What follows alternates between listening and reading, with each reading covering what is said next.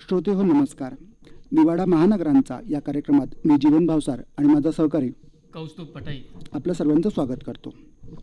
राज्यातल्या 29 महापालिकांमध्ये आपण काल मतदान केलं. त्यातले मतदानाचे जी मतमोजणी जी आहे ती आज दिवसभर आपण त्याच्या बातम्या ऐकल्या. पण त्याचं जे विश्लेषण आहे ते कुठे निकाल का लागले, कसे लागलेत, कशामुळे लागले, हे विश्लेषण आपल्या सर्वांपर्यंत पोहोचवण्यासाठीच आकाशवाणी आपल्याला सादर करते आहे निवाडा महानगरांचा हा कार्यक्रम. आता अधिकृत आकडेवारीचा जर विचार करायचा झाला तर राज्य निवडणूक आयोगाने आपल्यापर्यंत आत्तापर्यंत केवळ 11 महापालिकांची मतमोजणी पूर्ण झाली असं सांगितलं आहे. पण बाकीच्या ठिकाणचे कल, कोण आघाडीवरती आहे, कोणता पक्ष सत्तेत येतो आहे, हे सगळं आता एव्हाना आपल्या लक्षात येतं आहे. तर मग याच पद्धतीने, याच आधारे आज आपलं हे विश्लेषण आपण करणार आहोत. या सगळ्या महापालिकांमध्ये जर आपण बघितलं तर बृहन्मुंबई महापालिकेत सर्वाधिक म्हणजे 227 प्रभाग होते आणि इथं एक सदस्यीय प्रभाग रचना असल्यानं 227 सदस्यांसाठी इथे निवडणूक झाली. मुंबईत 28 प्रभागांमध्ये 115, ठाण्यात 33 प्रभागांमध्ये 131, वसई विरारमध्ये 29 प्रभागात 115, ठाणे डोंबिवलीमध्ये 31 प्रभागात 122 सदस्य यावेळी निवडून येणार आहेत. भिवंडी निजामपूरमधल्या 23 प्रभागात 90 सदस्यांसाठी, पनवेलमध्ये 20 प्रभागातल्या 78 सदस्यांसाठी आणि मीराभाईंदरमधल्या 24 प्रभागातल्या 95 सदस्यांसाठी काल मतदान झालं. त्याशिवाय या टोटल ज्या आपल्याकडच्या 29 महापालिका आहेत त्यांच्यामध्ये एकूण 2869 नगरसेवक आज निवडून येतील. म्हणजे गेल्या 3-4 वर्षांपासून जे अनेक ठिकाणी या निवडणुका प्रलंबित होत्या, त्यामुळे नगरसेवकांच्या शिवाय प्रशासकांच्या माध्यमातून या महापालिकांचं कामकाज चालू होतं. आजपासून हे निकाल एकदा स्पष्ट झाले. त्या नगरसेवकांनी कामाला सुरुवात केली की प्रत्येक शहरातल्या सगळ्या महापालिकांना, सगळ्या प्रभागांना त्यांचा एक प्रतिनिधी मिळणार आहे आणि लोकांच्या ज्या समस्या आहेत त्या त्यांना स्थानिक पातळीवरती सोडायला मदत मिळेल. आता ह्या निवडणुकांमधली जर आपण आघाडी आणि युतीची जी परिस्थिती बघायला घेतली तर मुंबई, ठाणे, नागपूर, चंद्रपूर, अहिल्यानगर, जळगाव, धुळे, कल्याण डोंबिवली, वसई विरार, भिवंडी, पनवेल, इचलकरंजी, कोल्हापूर यासारख्या महापालिकांमध्ये महायुतीतल्या घटक पक्षांनी एकत्र निवडणूक लढवली होती. ठाणे, पुणे, नाशिक, उल्हासनगर, परभणी, सोलापूर या ठिकाणी महाविकास आघाडीतले घटक पक्ष एकत्र आले होते. मुंबई, छत्रपती संभाजीनगर, नांदेड, लातूर, जळगावमध्ये काँग्रेसनं वंचित बहुजन आघाडीला सोबत घेतलं होतं. या निवडणुकांमधली सगळ्यात महत्त्वाची जर गोष्ट आपण लक्षात घ्यायची म्हटली तर मुंबई, ठाणे आणि अजून काही महापालिकांमध्ये एकत्र आले ठाकरे बंधू. म्हणजे एक जवळपास 20 वर्षांपूर्वी राज ठाकरेंनी शिवसेना सोडल्यानंतर दोघा बंधूंनी कधीही कुठलीही निवडणूक एकत्र लढवलेली नव्हती. इव्हन बऱ्याच निवडणुकांमध्ये तर त्यांनी एकमेकांवर टीकाही केली. आता विधानसभेच्या निवडणुकीत आपण तर हेही बघितलं की अमित ठाकरे जे राज ठाकरे यांचे जे चिरंजीव आहेत त्यांना दादरमध्येच पराभव पत्करावा लागला होता. त्यांच्या विरोधात उद्धव ठाकरेंच्या पक्षाचे आमदार निवडून आलेत, महेश सावंत. तर मग असं असताना एका वर्षभरात दोघं भाऊ एकत्र आले आणि त्यांनी मुंबईसह विविध महापालिकांमध्ये एकत्र निवडणूक लढवली. दुसरी एक आश्चर्याची गोष्ट किंवा एक वेगळी जी आघाडी आपल्याला म्हणता येईल ती आपण पुणे आणि पिंपरी चिंचवडमध्ये बघितली की जिथे पवार कुटुंब एकत्र आलं. म्हणजे आत्तापर्यंत कुटुंब म्हणून एकत्र आहोत आम्ही असं म्हणणारे पवार हे राजकारणात मात्र स्वतंत्र होते.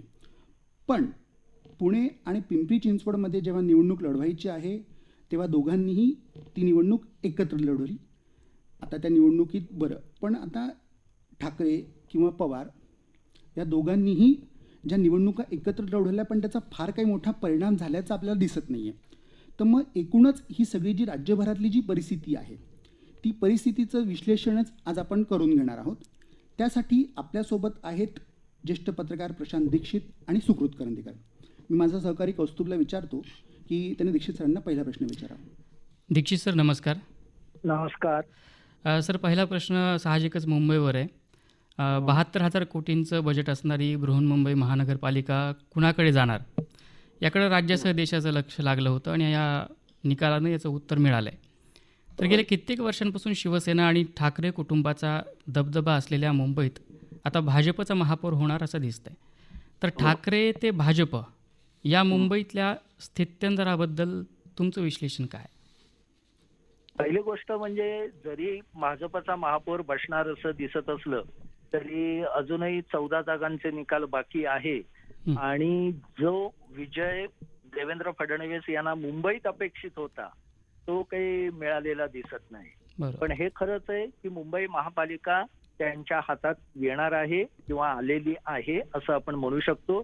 आणि त्याचं मी पॉलिटिक्सच्या पलीकडे जाऊन म्हणजे राजकारणाच्या पलीकडे जाऊन थोडंसं या चित्राकडे बघतो की भारतीय अर्थव्यवस्थेच्या पार्श्वभूमीवर आपण पाहिलं तर मुंबई आणि MMRDA म्हणजे ज्याच्यात ठाणे आहे, नवी मुंबई आहे, हा सगळा पट्टा, कल्याण डोंबिवली आहे, उल्हासनगर आहे, तिकडे पालघर जवळचा म्हणजे तो पट्टा आहे.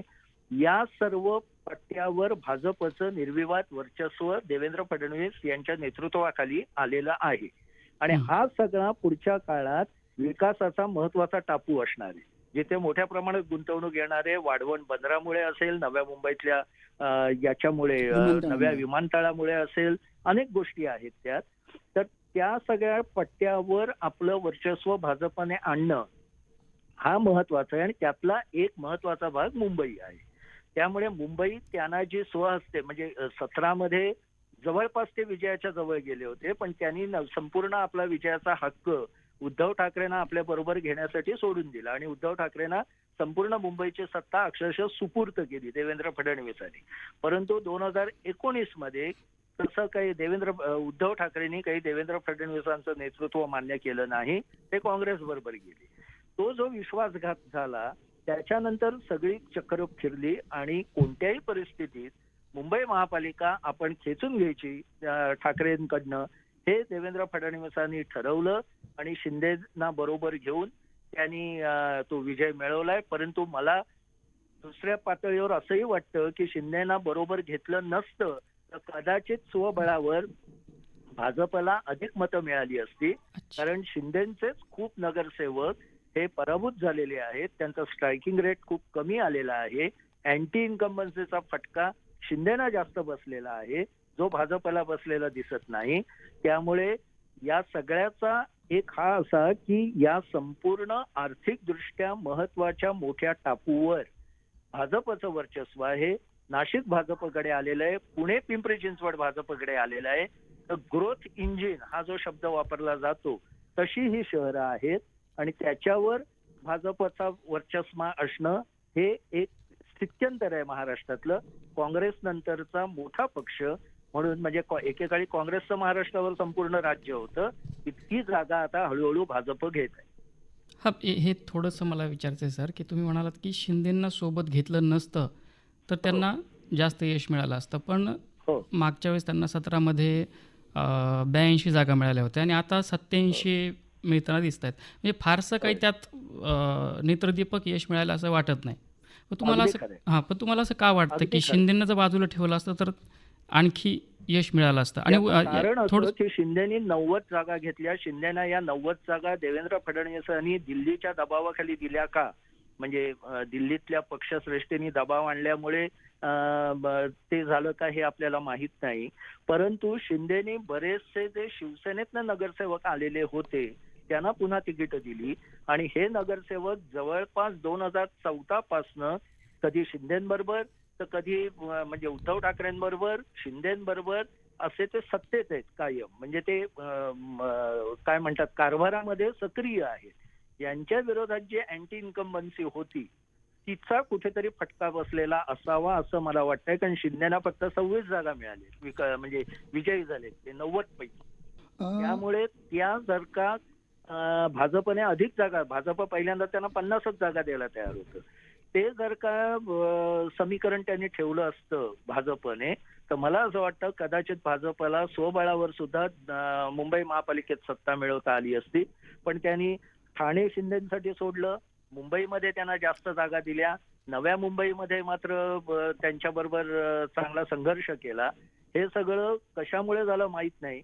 परंतु याचा कुठेतरी भाजपच्या विजयाचा जो काही पल्ला होता तो कुठेतरी कमी झाला असं मला वाटतंय. पण शेवटी त्यांच्या हातात आता 29 पैकी मला वाटतं 25 का 26 महापालिका आलेल्या आहेत आणि हे फार मोठं यश निर्विवादपणे देवेंद्र फडणवीस या व्यक्तीचं आहे. त्यांचं नेतृत्व, त्यांचं विकासाचं जे काही चित्र त्यांनी मांडलं लोकांसमोर ते त्यांनी त्यात ते यशस्वी झाले. परंतु पुण्या पट्ट्यामध्ये शरद पवारांचं वर्चस्व पूर्णपणे संपुष्टात आणण्यात जसं त्यांना यश आलं तसं मुंबई ठाकरेंचं वर्चस्व मुंबई पट्ट्यामध्ये त्यांना म्हणजे मुंबई शहरामध्ये हे त्यांना आलेलं नाही. कारण मुंबईच्या बाहेर मात्र ठाकरेंना काहीही अस्तित्व दाखवता आलेलं नाही. खरं तर त्या पट्ट्यामध्ये मराठी माणूस 65% आहे. म्हणजे आपण मुंबईचा मराठी असं म्हणतो, पण MMRDA मध्ये मराठी माणसाची संख्या ही 60 ते 65% आहे. तिथे मात्र ठाकरेंना यश मिळालं नाही. सर मुंबईच्या शहरामध्ये मात्र मिळालं आणि ठाकरे ब्रँड तिथे मात्र ब्रँड नाही मी म्हणणार, पण ठाकरेंचा पक्ष तिथे अजूनही शिल्लक राहिला, जो विरोधी पक्ष म्हणूनही आता पुढे काम बरोबर. पण सर ठाकरेंना मागच्या वेळेस ज्यावेळेस संयुक्त शिवसेना होती तेव्हा त्यांना 85 जागा मिळाल्या होत्या आणि आता उद्धव ठाकरेंच्या पक्षांना 65 जागा मिळाल्या आहेत. आणि असं नाही वाटत का की एकनाथ शिंदे बाजूला झाल्यामुळे त्यांना फटका बसला? कारण जर आत्तासुद्धा आपण शिंदे आणि उद्धव ठाकरे यांच्या जर जागा दोन्ही धरल्या तर त्या आधीच्या जागे इतक्याच होत आहेत. हां, म्हणजे शिंदेच्या जे एक शिवसेनेतले जे काही नगरसेवक होते, जर आपण स्थानिक फॅक्टरचा विचार करायचा म्हटला तर जुन्या शिवसेनेतले जे नगरसेवक होते त्यातले बहुतांश नगरसेवक हे उद्धव ठाकरेंची साथ सोडून एकनाथ शिंदेसोबत गेले होते. किंवा मुंबईतही बऱ्याच ठिकाणी शिंदेचे आमदार आहेत, पण ते त्यांचे नगरसेवक निवडून आणू शकलेले नाही आहेत. मग याची कारणं काय म्हणता येतं आपल्याला? कारण अँटी इन्कम्बन्सी हा फॅक्टर इतक्या लोकल पातळीवरती काम करतो, हा पहिला प्रश्न. आणि दुसरा की आता बऱ्याच वर्षानंतर ठाकरे सत्तेत नसतील कुठेही, मग आता त्यांचं काय भविष्य, काय त्यांचं? नाही, अँटी इन्कम्बन्सी फॅक्टर काम करतोच. म्हणजे आपण ठाण्याचा विषय घेतला तर एकनाथ शिंदे जिथे राहतात तिथला त्यांचा अत्यंत विश्वासू अनेक वर्षाचा शिलेदार असं म्हटलं जायचं, त्याचा पराभव झालाय 700 मतांनी. वारंवार जे वर्षानुवर्ष सत्तेत होते त्यांचा पराभव झालाय. प्रताप सरनाईकांकडे जे जबाबदारी दिली होती ते पण चांगली जबाबदारी म्हणजे विजय मिळवू शकलेले नाही.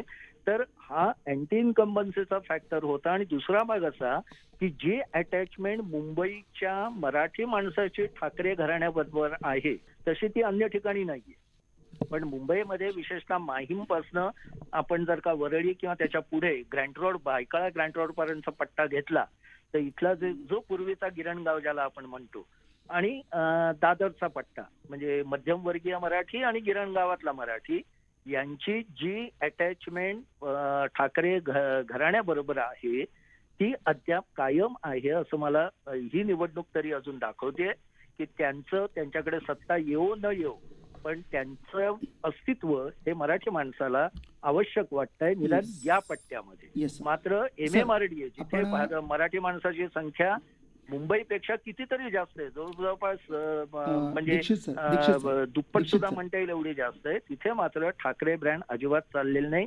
आणि पुन्हा एकदा मुंबईने दाखवून दिलंय की राज ठाकरे हा निवडणुकीचा ब्रँड नाही, त्यांना निवडणूक जिंकण्याची क्षमता त्यांच्याकडे नाही किंवा त्यांच्या पक्षाकडे नाही. आता सर मुंबईनंतर जर आपण पुणे आणि पिंपरी चिंचवडकडे वळूया, आपल्यासोबत सुकृत करंदीकर आहेत. माझा प्रश्न करंदीकर सरांना आहे की एक पुणे आणि पिंपरी चिंचवडमधलं जे निकाल तुमच्या समोर जो दिसतोय, जो कल दिसतोय की पवार फॅक्टर तिथे कमकुवत पडलाय आणि भाजप वर आलेला आहे, तर काय कारण काय असेल सर याच्या मागचं? करंदीकर सर. नमस्कार. पुण्याची सर्वाधिक चर्चा महाराष्ट्रामध्ये झाली त्याचं मुख्य कारण असं होतं की दोन्ही राष्ट्रवादी काँग्रेस या निवडणुकीसाठी एकत्र आले आणि त्यामुळे प्रारंभीच्या टप्प्यामध्ये अतिशय एकतर्फी वाटणारी निवडणूक चुरशीची झाली असं वाटायला लागलं. त्याचं कारण अजित पवार आणि शरद पवार यांची दोन्ही राष्ट्रवादी एकत्र आले आणि त्यामुळे असं चित्र निर्माण झालं की जे भाजपकडून ज्यांना उमेदवारी मिळाली नाही असे सगळे उमेदवार राष्ट्रवादी काँग्रेसने भागा लावल्यामुळे ते मतदानावरती प्रभाव टाकतील असं वाटत होतं. पण प्रत्यक्षात तसं घडताना दिसत नाहीये. पुण्यामध्ये जो काही प्रचार झाला त्याच्यामध्ये एक फरक स्पष्टपणे दिसला तो असा होता की राज्याचे मुख्यमंत्री देवेंद्र फडणवीस यांनी पुणे आणि पिंपरी चिंचवड या दोन्ही शहरांमध्ये प्रचार करताना फक्त विकासाच्या मुद्द्यावर भर दिला. जाणीवपूर्वक त्यांनी प्रतिस्पर्ध्यांवरती टीका करणं टाळलं. त्या उलट अजित पवार जे आहेत त्यांनी खास करून पिंपरी चिंचवडमध्ये असेल फारच व्यक्तिगत स्वरूपाची टीका केली. त्याच्यामध्ये नावं घेऊन टीका केली, तिथल्या स्थानिक पदाधिकाऱ्यांवर टीका केलं.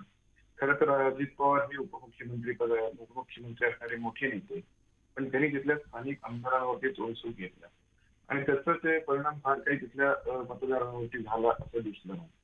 तसंच पुण्यामध्ये आपल्याला पाहायला मिळतं. पुण्यामध्ये शरद पवारांच्या पक्षाकडून निवडून आलेले आमदार, पण त्यांनी त्यांची सून, त्यांचा मुलगा, त्यांची भाची सून त्यांना भारतीय जनता पक्षाचं तिकीट मिळवून दिलं आणि त्यामुळे त्याही सभेमध्ये अजित पवारांनी त्यांच्यावर टीका केली. पूर्ण शहरभर त्यांनी पुण्यातल्या स्थानिक भाजपच्या नेतृत्वावर टीका केली. पण पुण्याच्या विकासासाठी पुढच्या 5 वर्षामध्ये आपण काय करणार आहोत, पुणेकरांसाठी आपले विजन काय आहे, हे त्यांना नीटपणे सांगता आलं नाही. पुणे मेट्रोचं श्रेय घेण्याचा त्यांनी प्रयत्न केला, पण तो मुद्दा मतदारांना अजिबात पटला नाही. कारण मतदारांनी हे पाहिलं होतं की 2014 नंतर केंद्रात आणि राज्यात झालेलं सत्ता बदल आणि 2017 मध्ये पुणे महापालिकेत झालेलं सत्ता बदल म्हणजे प्रामुख्याने 3 ठिकाणी भारतीय जनता पक्षाचं सरकार आलं. त्यानंतरच खऱ्या अर्थाने पुणे मेट्रोला चालना मिळाली आणि पुणे मेट्रोचं आणखी एक वैशिष्ट्य असं दिसलं पुणेकरांना की देशामधली सर्वात वेगानं पूर्ण झालेली मेट्रो म्हणून पुणे मेट्रोचं नाव घेतलं जातं. आणि आज असं दिसतंय की जवळपास 2 लाख पुणेकर दररोज पुणे मेट्रोतून प्रवास करतात.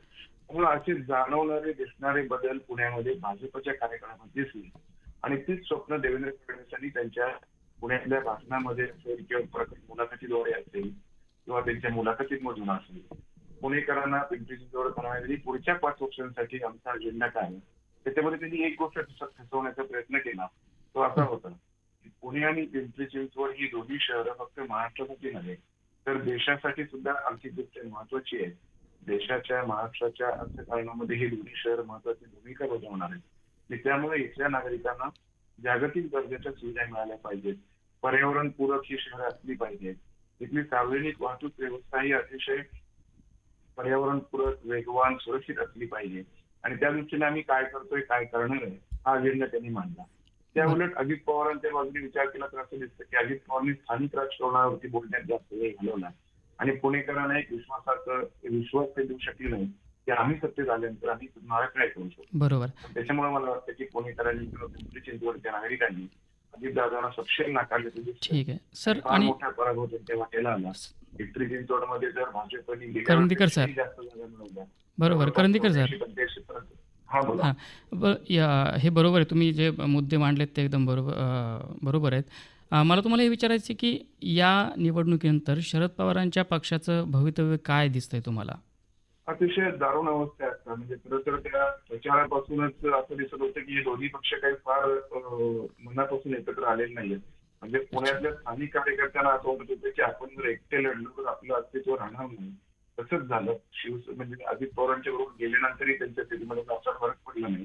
पण त्याचा परिणाम असा झाला की जरी स्थानिक नेते कार्यकर्त्यांच्या आग्रहामुळे किंवा त्यांच्या नेत्यांमुळे दोन्ही राष्ट्रवादी काँग्रेस एकत्र आले असल्या तरी सुप्रिया सुळे असतील, रोहित पवार असतील किंवा राष्ट्रीय जयंत पाटील यांच्यासारखे मोठे नेते असतील यांच्यातलं कोणीही पुण्याच्या किंवा पिंपरी चिंचवडच्या प्रचारामध्ये हिरिरीने उतरले असं दिसलं नाही. सगळ्या प्रचाराची जोराही अजित पवारांनी एकाठी स्वतःच्या संघावरती घेतलेली होती. त्यामुळे मला नाही वाटत की या महापालिकेतल्या निकालानंतर की दोन्ही राष्ट्रवादी काँग्रेसमध्ये काही फार राज्य पातळीवर बदल आपल्याला लगेच घडून येईल. पण दुसऱ्या बाजूला राष्ट्रवादी काँग्रेसचं अस्तित्व मात्र शरद पवार गटाच्या दोन्ही शहरांमधून अत्यंत नगण्य आणि निचांकी अवस्थेला पोहोचलेलं आहे आणि ह्या अवस्थेतून बाहेर पडण्यासाठी त्यांना फार मोठी कष्ट घ्यावी लागतील. पण ते कोण घेणार हा मोठा प्रश्न राष्ट्रवादी काँग्रेस पुढे असेल. बरोबर. येस सर, आपण आता मुंबई बघितलं, पुणे बघितलं, आता आपल्याकडे एक महत्त्वाचा भाग आहे मराठवाडा. मराठवाड्यातली काय परिस्थिती होती, त्याच्यामध्ये नेमकी काय कारणं आहेत याच्याविषयी आपल्या छत्रपती संभाजीनगरच्या प्रतिनिधींनी तिकडे एक चर्चा केलेली आहे. जर आपण त्यांच्याकडे जाऊन ती चर्चा ऐकूया आता. महानगरपालिकेच्या या निवडणुकीमध्ये मराठवाड्यातल्या मतदारांनी संमिश्र कौल दिला आहे. मराठवाड्यात 5 महानगरपालिका आहेत. त्यापैकी भारतीय जनता पक्ष आणि मित्रपक्षांना 3, काँग्रेसला 1 तर शिवसेना उद्धव बाळासाहेब ठाकरे पक्षाला एका महापालिकेमध्ये विजय मिळाला आहे. या निकालाबाबत राजकीय विश्लेषक प्राध्यापक नामदेव कराड यांच्याकडून आपण अधिक माहिती घेऊया. कराड सर, नमस्कार. नमस्कार. मतदारांनी मराठवाड्यामध्ये हा जो राजकीय पक्षांना संमिश्र कौल दिला आहे त्याचं नेमकं काय वैशिष्ट्य तुम्ही सांगाल? सर्वप्रथम मराठवाड्यातील विविध पक्षाचे उमेदवार निवडून आले तर या सर्वांना मी मनपूर्वक शुभेच्छा देतो. मराठवाडा वैशिष्ट्यपूर्ण असा राहिलेला आहे आणि आहे. पारंपरिक आपण जर विचार जर केला, छत्रपती संभाजीनगर भाजपाला भरभरून असं सहकार्य केलं मतदारांनी. त्याच पद्धतीनं जालना इथेही मतदारांनी कौल भाजपाच्याच बाजूनं दिलेला आहे. नांदेडलाही भाजपाच्या बाजूनं मोठ्या प्रमाणात कौल दिला. आता इथे संमिश्र आपण ज्या वेळेला विचार करतो त्यावेळेला पारंपरिक काँग्रेसचा असणारा गड म्हणून आपण लातूर या ठिकाणी पाहतो. हो. आणि काही प्रमाणात मतदारांनी परत एकदा लातूरला जे विधानसभेमध्ये कमी जागा दिल्या किंवा बाजूला केलं, पण यावेळेला परत एकदा काँग्रेसला आणून मतदारांनी हा विलासराव देशमुखाचा गड आहे असं परत एकदा सिद्ध केलं. परभणीचा आपण जर विचार केला तर हा परभणी शिवसेना आणि शिवसैनिक या विषयातला परभणीला फार मोठा बोलबाला राहिलेला आहे. अच्छा. आणि तोच कौल शिवसेनेला देऊन मराठवाड्यातल्या मतदारांनी परत एकदा सिद्ध करून दाखवलं की आम्ही आमच्या जे विचारधारा किंवा पक्ष आहेत यांच्या आजही आम्ही सोबत आहोत. म्हणून या निकालाकडे पूर्णतः पाहता संमिश्र निकाल आहे असं आपल्याला पाहावं लागेल. नक्कीच. आणि आता जालना महानगरपालिकेचा जर आपण विचार केला तर जालन्यामध्ये महापालिका स्थापन झाल्यानंतरची ही पहिलीच निवडणूक होती. तर यामध्ये भारतीय जनता पक्षाला मतदारांनी कौल दिला आहे. आता भाजपचा महापौर जालन्यामध्ये बसेल. तर याच्यावरून भारतीय जनता पक्षाची एकूणच जालन्यावर असलेली पकड अधिक घट्ट होतीये असं वाटतं का आपल्याला? नक्कीच म्हणता येईल. कारण रावसाहेब दानवे पाटील हे 4 वेळेचे टर्म त्यांनी जिंकलेले आहेत. ग्रामीण असेल, शहर असेल, यामध्ये किंवा याच्या अगोदरचा जर विचार केला तर युत्या आघाड्या होऊन जालन्याचं सतत राजकारण आलेलं आहे. अच्छा. आणि यावेळेला जर राजकारणामध्ये जर आपण पाहिलं तर परत एकदा भाजपाला मतदारांनी दिलेला कौल आणि भाजपाची आलेली सत्ता. खरं तर जालना शहर हे आर्थिकदृष्ट्या संपन्न असणारं शहर. आता तिथे नवीन महापौरांना अधिकचा वाव आहे. होय. म्हणजे आपण जर विचार जर केला की पहिला महापौर एक त्याचा सन्मान हा वेगळा असणार आहे, नक्कीच. पण त्याच्यासोबतच त्यांना त्यांच्यावर जी विकासात्मक आपण बाजू म्हणू ही फार मोठ्या पद्धतीने असणार आहे. कारण जालना शहर आपण औद्योगिकदृष्ट्या जर विचार केला तर मराठवाड्यातला एक सिरपेचात एक वेगळा मानाचा तुरा रवल्यासारखा आहे. नक्कीच. आणि समृद्धी महामार्ग असेल त्याला जोडून जर तिथल्या महापौरांनी विकासात्मक जर विचार जर केला तर प्रचंड वाव असणारं जालना शहर. आणि या जालना शहराचा पहिला महापौर म्हणून जसा गौरव आहे तशीच एक जबाबदारी आहे. म्हणून त्यांना वाव पण आहे आणि सन्मान पण आहे असं मला वाटतं. नक्कीच. छत्रपती संभाजीनगरमध्ये आपण बघतोय की निकाल भारतीय जनता पक्षाच्या बाजूनी मतदारांनी कौल दिलाय आणि MIMला मात्र इथे 33 जागा मिळाल्या आहेत, ज्या मागच्या वेळेपेक्षा जास्त आहेत. या निकालाचं काय विश्लेषण कराल? आपण वास्तविक पाहता भारतीय जनता पार्टीच्या मागच्या वेळेसच्या जागा आणि या वेळेसच्या जागा याच्यात जर पाहिलं तर आपण दुप्पट जागा भारतीय जनता पार्टीनं यश मिळवलेलं आहे. नक्कीच. MIM जसं या ठिकाणी स्थापना झाली त्या पहिल्या दिवसापासून हा आक्रमक पक्ष म्हणून आपल्याला पाहता येतो. मग त्यांनी आतापर्यंतच्या जेवढ्या निवडणुका लढवल्या ह्या आक्रमकपणाने लढवलेल्या आहेत. पण सोबतच आत्ता निवडून आल्याच्या नंतर त्यांनाही एक शहराचा विकास, शहरामध्ये होऊ घातलेल्या अनेक योजना याला सोबत घेऊन साथ देऊनच त्यांना करावं लागेल. नाहीतर निवडून आलेत, यश मिळालंय, फक्त जाती धर्म पंथावर याच्यावर न करता शहराचा विकास कसा होईल हेही त्यांना सोबत घेऊन एकमेकाच्या सोबत राहून हे करावं लागेल तरच भवितव्य आहे. अन्यथा मग त्याच्याही अडचणी वाढतील. नक्कीच सर. म्हणजे जे निवडून आलेले जे पक्ष आहेत त्यांचे नगरसेवक आहेत त्यांनी विकास हा मुद्दा धरून पुढे काम करणं अपेक्षित आहे. धन्यवाद कराड सर, तुम्ही आमच्या स्टुडिओत आलात आणि या निवडणूक निकालाबाबत विश्लेषण केलं त्याबद्दल खूप खूप आभार. धन्यवाद. ओके.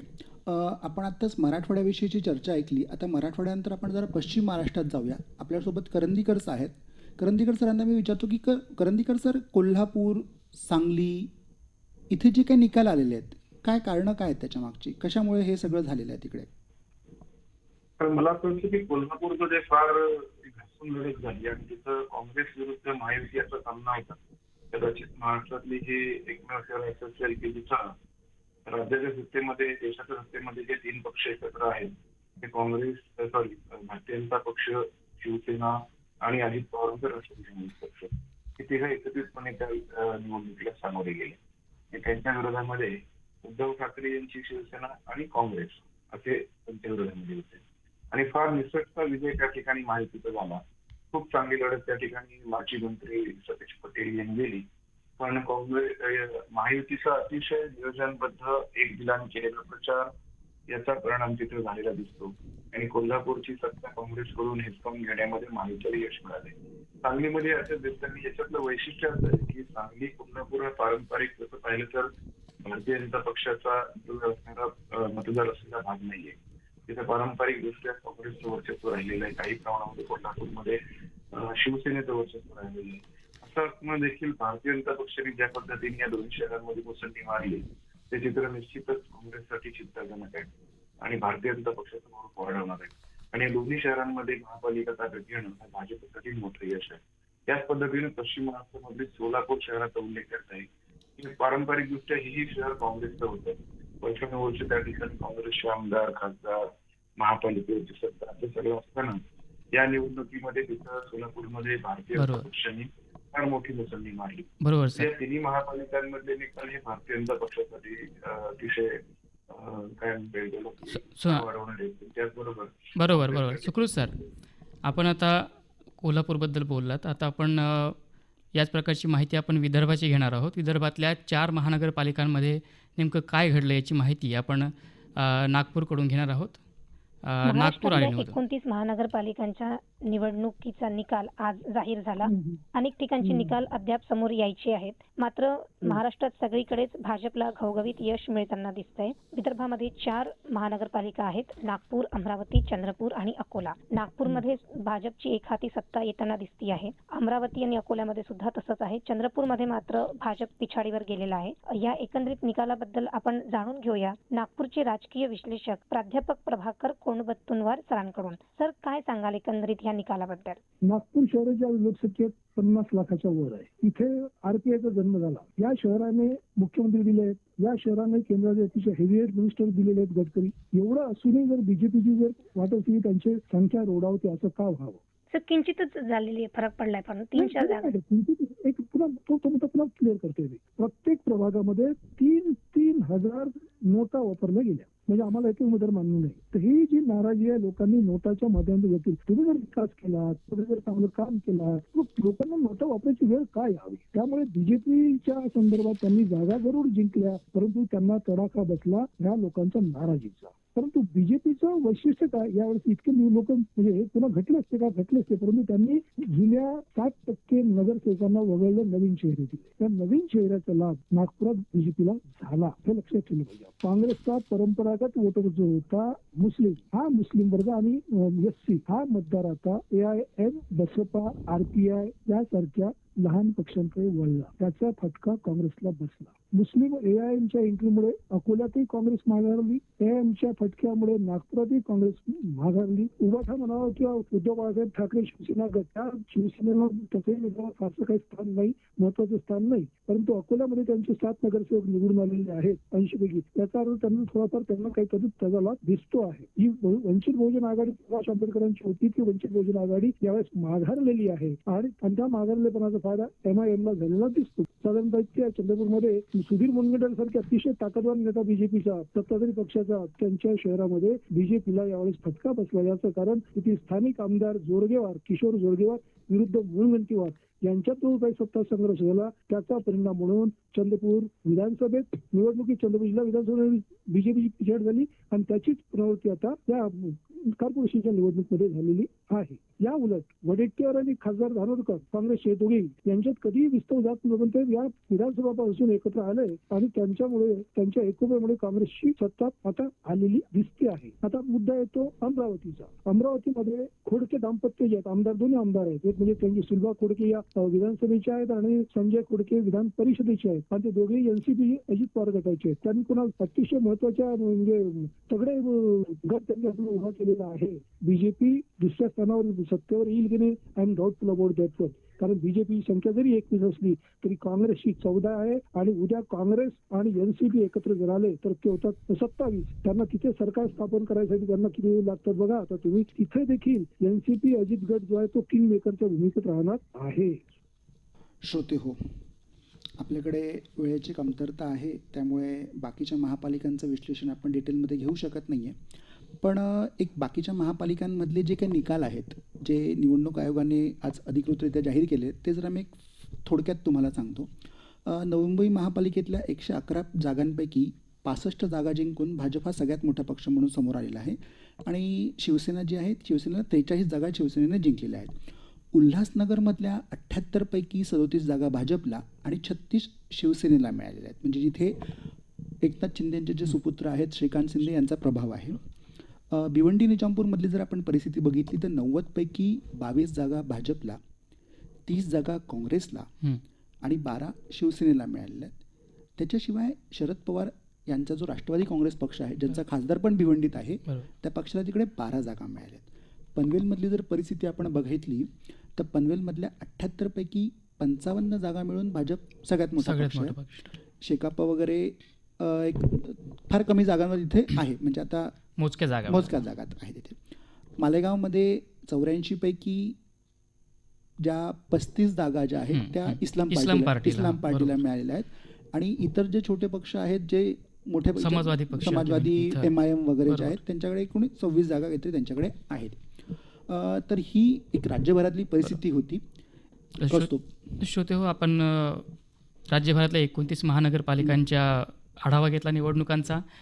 त्यात मुंबई महानगर, पश्चिम महाराष्ट्र, विदर्भ, मराठवाडा या सर्व महानगरपालिकांमध्ये काय काय झालं याचं विश्लेषण आपण आपल्या पाहुण्यांकडून ऐकलं. आपल्या चर्चेत सहभागी झाल्याबद्दल प्रशांत दीक्षित आणि सुकृत करंदीकर यांचे आभार. श्रोते हो, निवाडा महानगरांचा हा कार्यक्रम आकाशवाणी मुंबईच्या प्रादेशिक वृत्त विभागानं सादर केला. सादरकर्त्या होत्या संगीता गोडबोले, निर्मिती सहाय्यक गुरुनाथ तेरवणकर, अभियांत्रिकी सहाय्यक कल्याण संतोष चाफळे, सूत्रसंचालन जीवन भावसार आणि कौस्तुभ पटाईत. धन्यवाद. याबरोबरच हा कार्यक्रम संपला. नमस्कार.